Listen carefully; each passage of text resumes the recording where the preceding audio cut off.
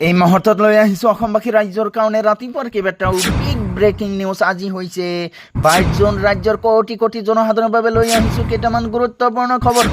আধাৰ কাৰ্ডক লৈ আহি গ'ল ডাঙৰ খবৰ। অসমত নাপাব আধাৰ কাৰ্ড। 18 বছৰৰ ওপৰৰ কোনো লোকে অসমত নাপাব আধাৰ কাৰ্ড। ৰাজ্যিক কেবিনেটত আধাৰ কাৰ্ডক লৈ লোৱা হ'ল কঠোৰ নিয়ম। আপুনিও যদি এতিয়ালৈকে আধাৰ কাৰ্ড বনোৱা নাই তেনে ক্ষেত্ৰত আপুনি কি কৰিব সবিশেষ লৈ আহিছোঁ আজিৰ ভিডিঅ'ত। ৰেচন কাৰ্ড নথকা লোকসকলৰ বাবে আহি গ'ল ভাল খবৰ। যিসকলৰ ৰেচন কাৰ্ড আছে তেওঁলোকে 1 আগষ্টৰ পৰা নতুন নিয়মে লাভ কৰিব ৰেচনৰ সামগ্ৰী।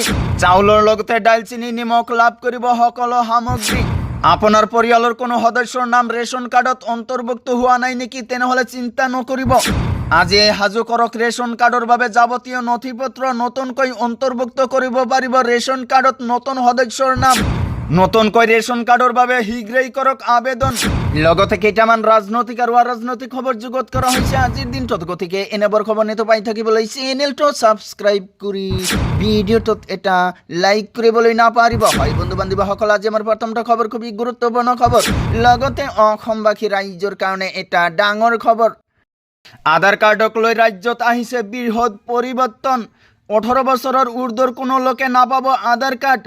ৰাজ্যিক কেবিনেটত আধাৰ কাৰ্ডক লৈ লোৱা হ'ল কঠোৰ নিয়ম। 18 বছৰৰ ঊৰ্ধ্বৰ ব্যক্তিক আধাৰ কাৰ্ড দিবলৈ জিলা আয়ুক্তই ল'ব লাগিব অনুমতি।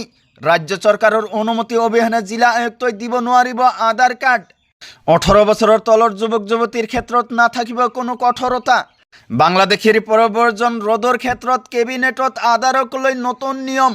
তাৰ পিছত জনাইছোঁ আমাৰ দ্বিতীয়টো খবৰ খুবই গুৰুত্বপূৰ্ণ খবৰ। লগতে ৰাজ্যৰ কোটি কোটি জনসাধাৰণৰ বাবে লৈ আহিছোঁ ডাঙৰ খবৰ। ৰেচন কাৰ্ড নথকা লোকসকলৰ বাবে আহি গ'ল ডাঙৰ খবৰ। আজিয়ে সাজু কৰক ৰেচন কাৰ্ডৰ বাবে যাৱতীয় নথিপত্ৰ। আপোনাৰ পৰিয়ালৰ কোনো সদস্যৰ নাম ৰেচন কাৰ্ডত অন্তৰ্ভুক্ত হোৱা নাই নেকি? তেনেহ'লে চিন্তা নকৰিব, নতুনকৈ কৰিব পাৰিব আবেদন। কিদৰে কৰিব আবেদন সবিশেষ লৈ আহিছোঁ আজিৰ ভিডিঅ'ত। পোনপ্ৰথমে আপুনি অসম চৰকাৰৰ ৰাজহুৱা বিতৰণ ব্যৱস্থাৰ অফিচিয়েল পৰ্টেললৈ যাব লাগিব। নতুন নাম যোগ কৰিবলৈ নিৰ্ধাৰিত আবেদন পত্ৰখন বাছনি কৰক।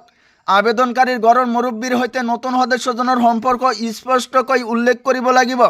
নতুন সদস্যজনৰ আধাৰ কাৰ্ডৰ কপি থকাটো বৰ্তমান বাধ্যতামূলক।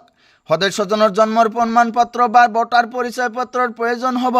যদি কোনো মহিলা বিয়া হৈ ঘৰলৈ আহিছে তেন্তে তেওঁৰ আগৰ ৰেচন কাৰ্ডৰ পৰা নাম কৰ্তন কৰা প্ৰমাণপত্ৰ লাগিব। পৰিয়ালৰ মূল ৰেচন কাৰ্ডখনৰ এটা ফটোকপি আবেদনৰ সৈতে জমা দিব লাগিব। আবেদন পত্ৰখনত নতুন সদস্যৰ নাম, বয়স আৰু পিতৃ মাতৃৰ নাম শুদ্ধকৈ লিখিব লাগিব। পৰিয়ালৰ মুৰব্বীৰ শেহতীয়া পাছপোৰ্ট সাইজৰ ফটো এখনৰ প্ৰয়োজন হ'ব। সকলো নথিপত্ৰ শুদ্ধকৈ সংলগ্ন কৰি আপুনি ওচৰৰ যোগান বিভাগৰ কাৰ্যালয়ত জমা দিব পাৰে। অনলাইন যোগে আপুনি ওচৰৰ CSCত গৈ কৰিব পাৰিব আবেদন। সংশ্লিষ্ট বিভাগীয় বিষয়ৰ দ্বাৰা আপোনাৰ নথিপত্ৰসমূহ পৰীক্ষা কৰা হ'ব।